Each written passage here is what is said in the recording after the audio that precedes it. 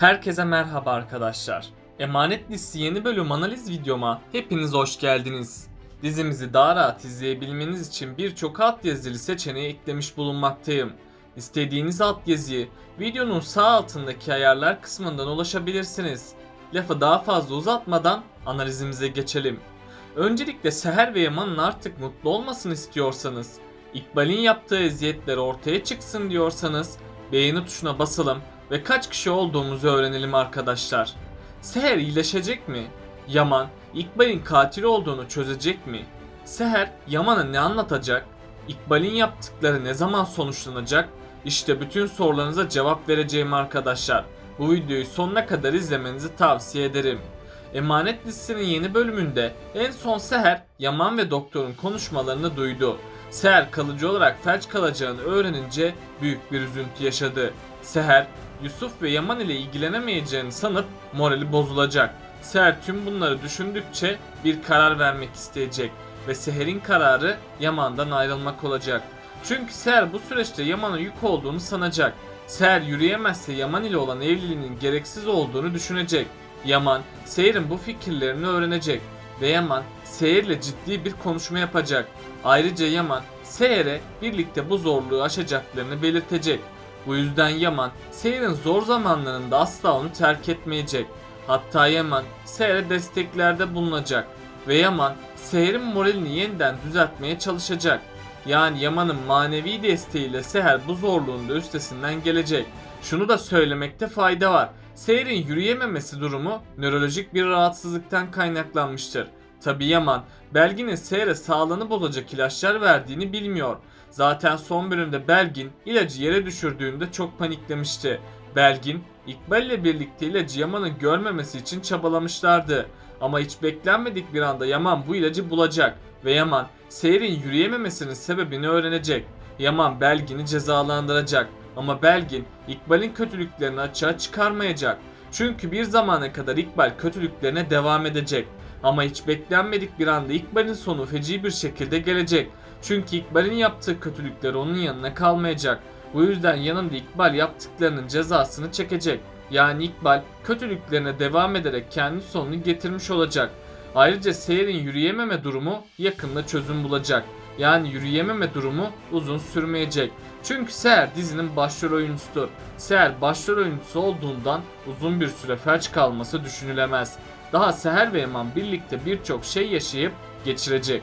Hiç beklenmedik bir anda Seher'de gözle görülür düzelmeler yaşanacak ve tam ümitlerin kesildiği noktada yeni umutlar yeşerecek. Böylece Seher yeniden toparlanacak. Bu yüzden Seher eskisinden daha iyi bir şekilde yürümeye başlayacak. Hatta Seher ve Yaman birlikteliklerine kaldıkları yerden devam edecek. Bu yüzden Seher ve Yaman asla ayrılmayacak. Yaman'ın Seher'e olan aşkı daha da artacak. Yaman bu süre içerisinde Seher'den ayrı kalmaya dayanamaz hale gelecek. Seher de Yaman'ın ilgisini gördükçe ondan ayrılmayacak. Önümüzdeki bölümlerde Yaman Seher'e çeşitli sürprizler yapacak.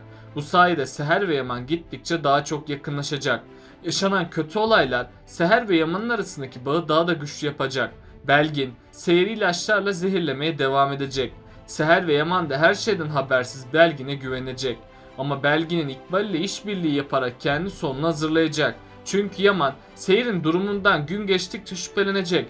Bunun sonucunda da Yaman, Seher'in iyileşmesi için her yolu deneyecek. Büyük ihtimalle Yaman, Belgin'in gerçek yüzünü görecek. Çünkü hatırlarsanız önceki bölümde Belgin ilaç kutusunu düşürmüştü. Belgin'in bu dikkatsizlikleri önümüzdeki bölümlerde de devam edecek.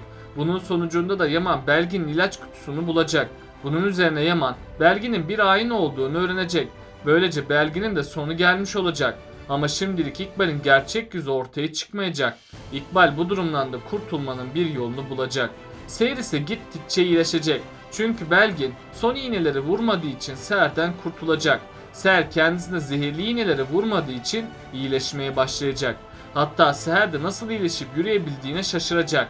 Yaman ve Yusuf da bu haberle çok mutlu olacaklar. Onların mutlu olduğunu gören Seher çok sevinecek.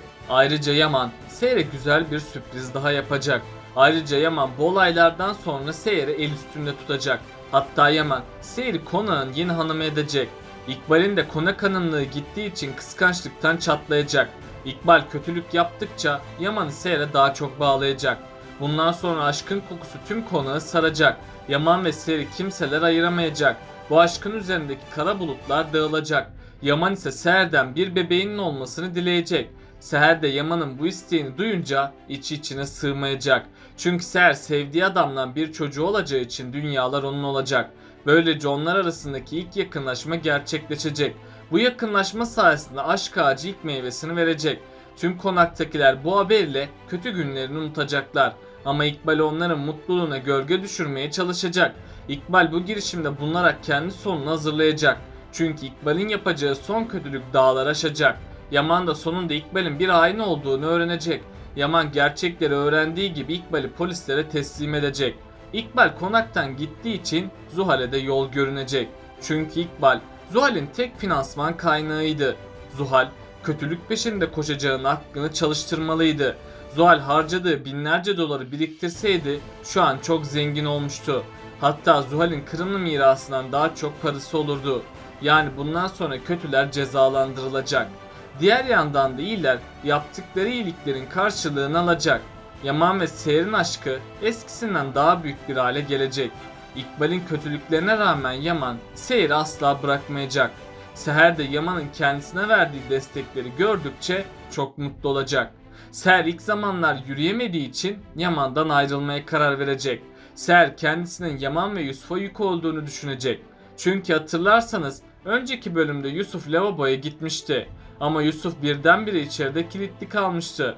Yusuf'un çırpınışlarını duyan Seher ise Yusuf'a yardım etmek istemişti. Ama Seher bunda başarısız kalmıştı. Seher yürüyemediği için Yusuf gibi Yaman'a da faydalı olamayacağını sanacak.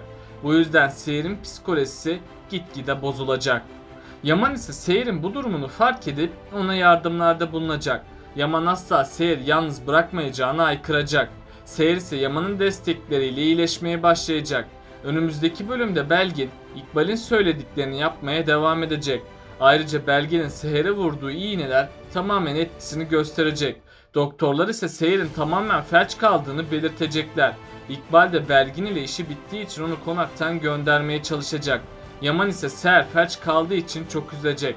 Ama sonradan Yaman Seher'in iyileşmesi için bir çözüm yolu arayacak.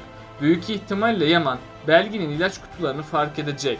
Yaman bu ilaç kutularını fark ettiği gibi Belgin'in peşine düşecek. Ama Yaman Belgin'i hiçbir yerde bulamayacak. Yaman da Seher'i kendi yöntemleriyle iyileştirmeye çalışacak. Herkes tam Seher'in felç olduğunu düşünürken bir mucize gerçekleşecek. Yaman'ın aşkı Seher'i aniden iyileştirecek.